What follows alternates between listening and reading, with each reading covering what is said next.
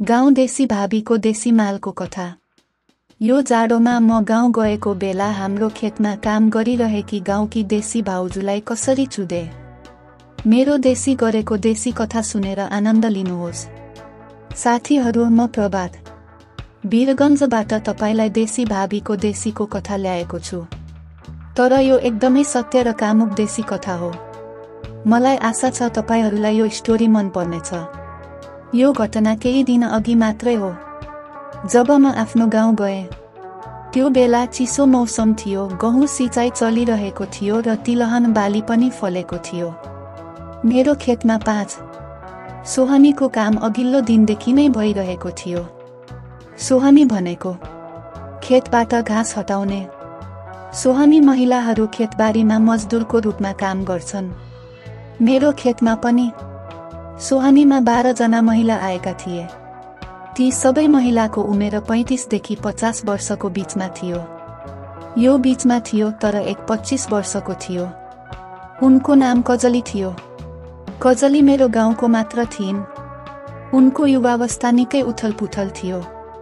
मैले उसलाई देख्ने बित्तिकै मेरो लादो उभिएको थियो। उनको अनुहार कालो थियो, तर उनी धेरै थिइन् र उनी चम्किलो शरीरको मालिक थिइन्। उनको ओठ देख्दा प्रष्ट हुन्छ र सिलो ओठ अङ्गुरको रसले भरिए झैँ लाग्थ्यो। कजलीका आँखा हिरन जसरी, उनी पुरै नसामा थिइन्। उसको कम्मर, ओए होइ के भनौँ, उनी धेरै बलियो र लचिलो थिइन्। कजलीको स्तन 34 इन्चको थियो। उनको यी रसिलो स्तनहरूले उनको कामुक शरीरमा आकर्षण थप्यो। उनका श्रीमान जनकपुरमा मजदुरको रूपमा काम गर्थे। कजलीलाई देखेर मेरो लादो तातो भएको थियो। म उसलाई चुदाउन आतुर भएँ। मैले कजलीलाई चुदाउने योजना गर्न थालेँ। अनि केही बेरमा मनमा एउटा विचार आयो। म तुरुन्तै घर आएँ र उसले आफ्नो कोठाबाट नायिकाहरू नग्न र पुस्तकबाट शेष गरेको फोटो च्यात्यो। मैले आफ्नो खेतमा काम गर्ने मजदुरहरूको लागि खाना पनि लिएँ। मैले भन्न बिर्सिएँ, म 28 वर्षको भएँ र मेरो लादो 6.5 इन्च छ। म सधैँ नयाँ योनि चुदाउनमा रुचि राख्थेँ, चाहे त्यो जवान बिल्ली होस् वा 45 वर्षको। मेरो कुकुर केवल एक बिल्ली खोज्दै थियो। खेतमा फर्केर कामदारहरूलाई खाना दिएर गएर खाना बने। खाना सर्भ गर्नु अघि कजरी कुन लाइनमा सेवा गरिरहेकी छन् भनी राम्ररी हेरेको थिएँ। जब सबैजना खाना लिएर गए, मैले कजरी लाइनमा केही पाइला टेकेर यो देखेँ। उसले फोटो राख्यो र खेतबाट बाहिर निस्केर छेउमा बस्यो। मेरो लादोलाई सम्हाल्दै गर्दा म कजरीको विचारमा हराएँ कि आज कुरा मिल्यो भने त्यसपछि कजरीको सुन्दर पुतली देख्न पाउनुहुनेछ र उसलाई चुदाउनको लागि फरक आनन्द हुनेछ। तिमीलाई एउटा कुरा भनौँ कि यदि कुनै मजदुर महिलालाई चोकाउनु पर्यो भने त्यो समूह सबै महिला र केटीहरूको कम मेहनतमा पनि प्राप्त गर्न सकिन्छ। सबै महिला खाना खाएर 30 मिनेटपछि मैदानमा फर्किएपछि मेरो मन छोयो। ऊ कजलीको लागि बेचैन हुन थाल्यो र लुण्ड महाराजले नमस्कार गर्न थाले। कजली उनको लाइनमा बसेर गाउन थालिन्। म कजलीलाई हेर्दै थिएँ। कजली नजिकैको घाँस फोटो हटाउँदा म त्यसको अगाडि गएँ। ऊ आएर सबैसँग कुरा गर्न थाल्यो र त्यहाँ राखिएको हेर्यो।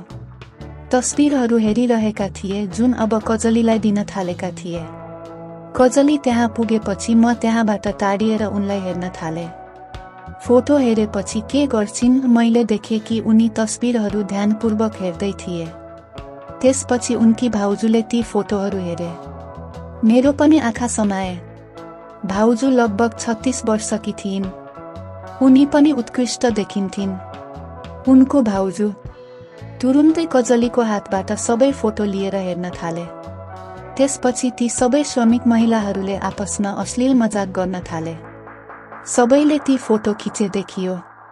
कसैले भन्ने होला, हे भगवान, के यो पिङ्क यति गुलाबी छ? कसैको गोरो र लामो लादो देखेर अचम्म लाग्यो। पुरै वातावरण तातेको थियो। त्यसै बेला म पनि सबैको अगाडि देखा परेँ। त्यसैले मलाई देखेर सबै महिला चुप लागे। कजलीको भाउजूलाई म भाउजी भन्थे। मैले सोधेँ, के हो भाउजी? के तपाईँ धेरै हाँस्नुहुन्छ? भाउजूले भनिन्। कजलीले श्रीमानलाई सम्झेकी छिन्, त्यसैले सबैले ठट्टा गरिरहेका छन्। भाउजूले भनेको सुनेर सबैजना ठूलो स्वरले हाँस्न थाले। कजलीलाई अलिकति लाज लाग्यो।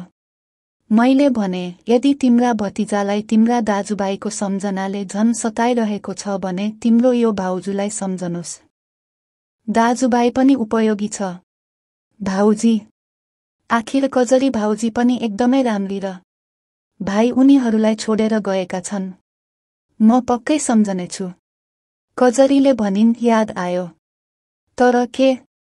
तिमी पनि यहाँ छौ बाबुजी, हामीलाई पनि केही माया देखाउनुहोस्। तिमीले सबै विदेशी सामान बुहारीलाई दिन्छौ, केही दाजुभाइलाई पनि दिनुहोस्। मैले भने, भाउजू म सबै सामान तल ल्याइदिन्छु। मेरो कामुक कुरा सुनेर सबै हाँस्न थाले। केही बेर हामी सबै हाँस्यौं र हाँस्यौं।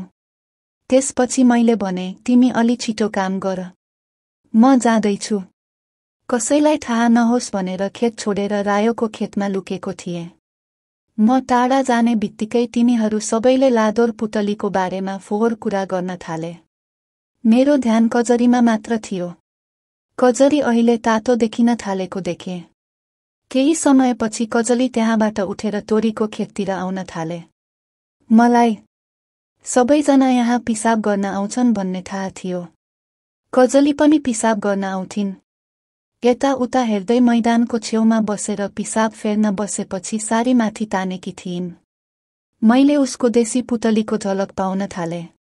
कजलीको पुतली कालो रेशमी स्कर्टले ढाकिएको। पिसाब गरिसकेपछि कजलीले आफ्नो पुतलीभित्र एउटा औँला हालेर चिसो गर्न थालिन्। उसले आफ्नो औँला आफ्नो पुतलीभित्र र बाहिर छिटो बाहिर सार्दै आफ्नो आँखा बन्द गरिन्। यहाँ उनको बिल्ली औँला हिँडेको भिडियो बनिरहेको थियो। भिडियो बनाउँदै गर्दा म उनको नजिक आउन थाले। उनका आँखा अझै बन्द थिए र उनी हमैथुनमा पनि हराएको थियो। उसलाई थाहा थिएन कि उसलाई कसैले हेरिरहेको छ। म उनको धेरै नजिक पुगे र भिडियो बनाउन जुम इन गर्न थाले। मलाई पुतलीमा औँला हाले आवाज पनि सुनिन थाल्यो।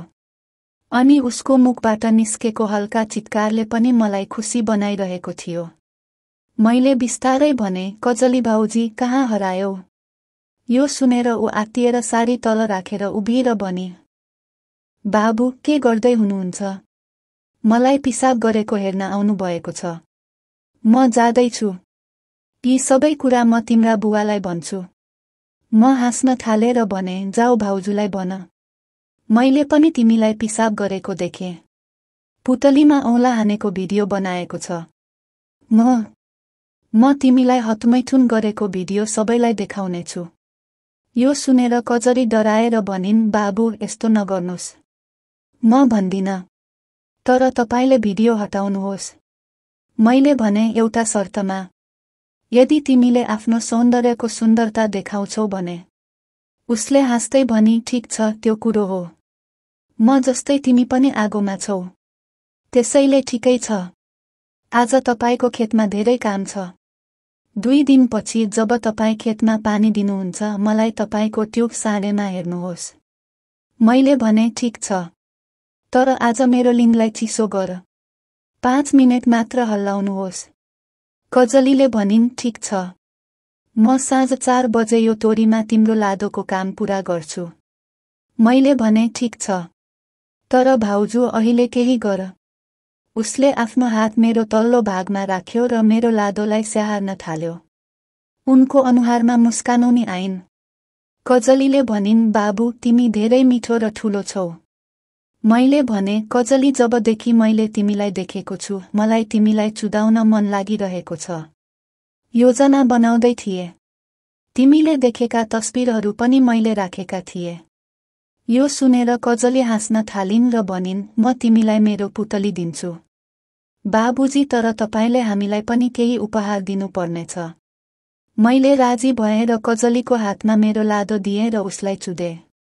चुसाउन आग्रह गरे। तर कजलीले लादो चुस्न मानेनन्। मैले भने, ठीक छ, मेरो लादोलाई चुम्बन गर्नुहोस्। मुस्कुराउँदै 2 बजेको समय दिएर काममा लागे। 2 बजेको बेग्र प्रतीक्षा गर्न थाले किनकि आज कजलीले गाउँको पुतली चुदाउन लागेको थियो। त्यसपछि म 1 बजे खेतमा आएर जतिसक्दो चाँडो काम गर्न कामदारलाई आग्रह गर्न थाले। मैले भाउजीलाई भने, भाउजी छिटो काम सकेर जानुहोस्, छोराछोरी पर्खिरहेका छन्। भनिन्, बाबुजी दुध पिउने होइनन्, हामी सबै मिलेर जान्छौं। म बारम्बार घडी हेर्दै थिएँ। जब 1.40 बज्यो मैले भने, अब म घर जाँदैछु। म साँझ 5 बजेसम्म पैसा ल्याइदिन्छु, त्यसपछि आजको काम सकियोस्। म कजली कहाँ गएर भने, अहिले 1.40 बजिसकेको छ, छिटो हात हटाऊ कजली। जब मैले हतमैथुन गर्न इसारा गरे, उनले मेरो इसारा बुझिन् र मुस्कुराइन्। म आफ्नो खेत छोडेर त्यही तोरीको खेतमा लुकेको थिएँ। उनी खेततिर फर्किन्, सारी माथि तानेर झोलामा बसेर पिसाब गर्न थालिन्। दुवैको भिडियो बनाउन थाले। पूजाको गदा एकदमै गोरो थियो र जो उनीसँगै आएको थियो। उनको गदा गहुँ रङको थियो, तर यो धेरै सेसी गदा थियो।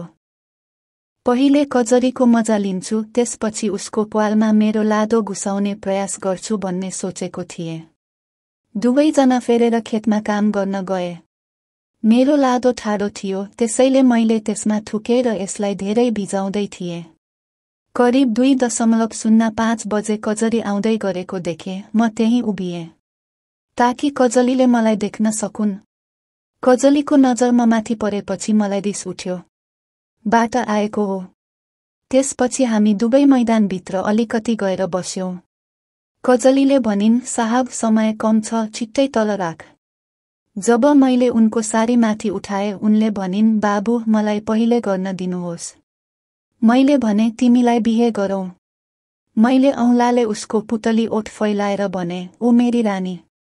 धेरै तातो र राम्रो लाग्यो।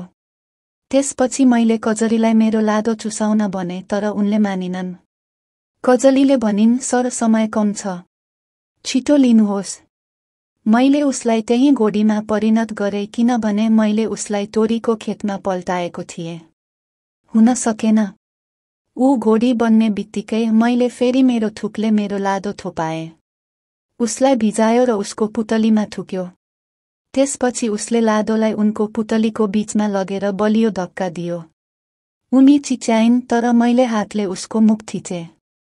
ताकि चिच्याएर बाहिर नआओस्।